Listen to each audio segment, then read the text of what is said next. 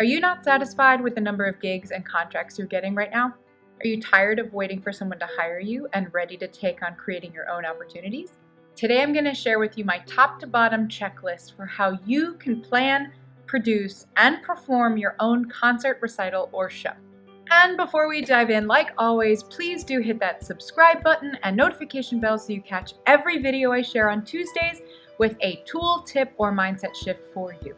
Join the community and the conversation. And if you're new to my channel, hi, I'm Broen. I am a professional life coach to musicians, artists, writers, conductors, and creative entrepreneurs from all over the world, as well as a professional opera singer myself.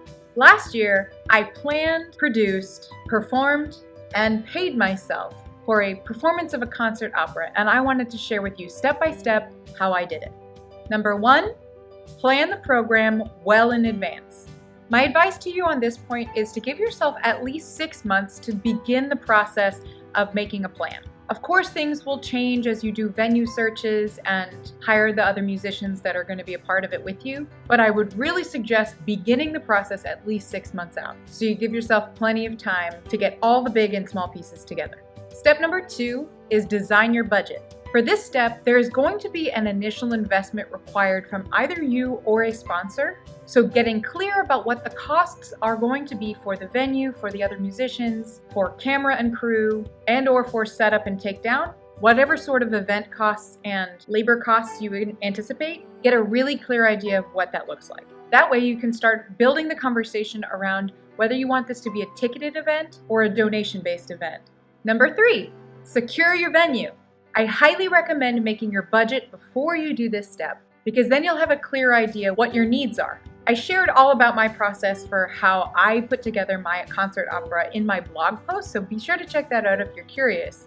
But the important part here is that you've done the work to know what will suit your program best, know how many tickets you need to sell to cover the investment and pay who's all involved, and reserve the space well in advance. For those of you who read my blog will know that I got my concert venue for free, but I'd love to ask you and invite you to comment below, where is the most unusual and cool place you've ever performed? Personally, that was one of the most unique performances I've ever given, so I'd love to hear from you so that we can bear witness to how many different kinds of settings and venues we can actually make a gig happen. Step number 4 is hire your musicians and crew. This is going to look completely different depending on what you're producing in terms of your show. I was putting on a concert opera, so I needed an opera singer per role, a rehearsal pianist, and a performance pianist. The reason I had 2 different pianists is because most of the singers I was working with to prepare the opera lived in New York City, but we actually put on the show in Richmond, Virginia. So we needed somebody who could build the sections of the opera with us together up here in New York. And then the performance pianist ran through the show with a dress rehearsal and performance. Other people you might want to consider on your hire list are photographers, videographers, audio engineers, lighting, stage setup and takedown, and if your venue involves setting up chairs and taking them down, some sort of crew to help you with that. Because if you're the one performing in the show, you really don't want to be the one responsible for setting up everything so that it looks nice when the guests walk in. Step number 5, rehearse. This is something I think is a crucial step, especially if you're working in an ensemble number in your show. It's really important that the artists get together before the performance date. I've seen a lot of things go wrong when you try to everybody do their work separately and then come together the day before the performance. So, like I mentioned, I worked with a rehearsal pianist that was different from my performance pianist. So in that case, I really did have to trust and depend that our performance pianist was well prepared. But with my singers, since it's much more obvious if there's a breakdown in communication or if we're not in sync, I made sure that all of my singers had plenty of rehearsal with me. Also, because this was self-produced, that meant everything was an upfront investment from me, and I can tell you it was worth every single penny for the peace of mind knowing that my singers knew their music. Step number 6, collect bios and headshots from all the musicians involved.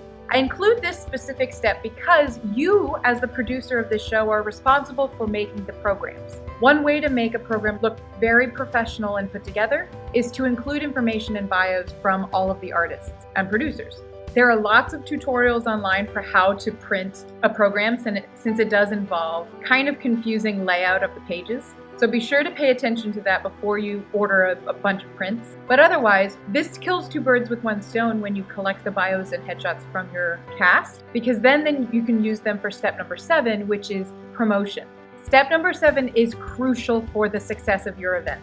Know that you will probably need help on this step, so don't be afraid to ask. Some ideas for how you can get lots of promotional kinds of coverage are through the online space and through local businesses and radio stations in your area. For online, I definitely recommend mixing up the social media platforms and the way that you deliver the promotion.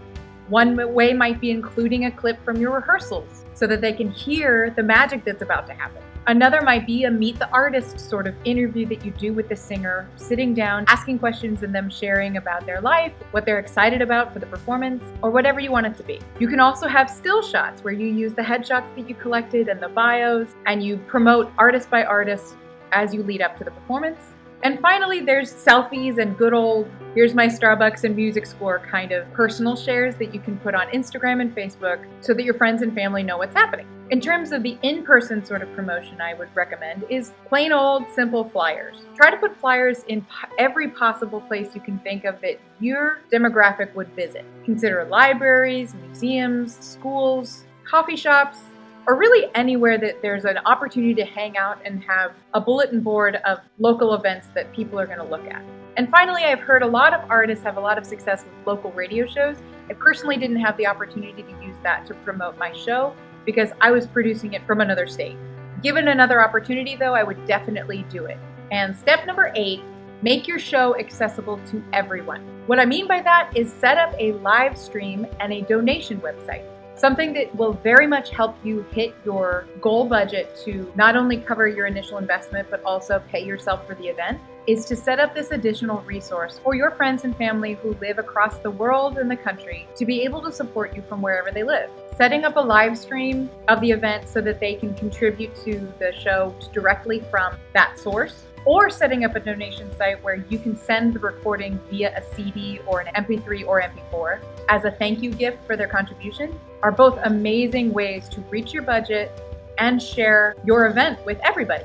And with those 8 steps, you are well on your way to producing a massively successful recital, concert, or show, where you get to design and execute the vision that you have and create the opportunity for you and your friends or colleagues to present a professional quality experience for yourself and your audience. To hear my story about how I produced a concert opera, head over to my blog and check that out. And while you're there, feel free to subscribe to the newsletter so you get this video in your inbox every Monday before it comes out. And as always, if you're really interested in partnering with me to discuss planning your own event or creating a passion project, absolutely reach out and schedule a complimentary session with me. I'd be happy to support you in that and get really clear on your vision and action steps to take. I hope this video gave you some value, and I'm so grateful for you watching. I will see you here again next Tuesday, and have a great rest of your week. Bye, guys. If you got something out of this week's video, then you're definitely going to love next week's video on how to network to get more gigs. See you next Tuesday. Bye.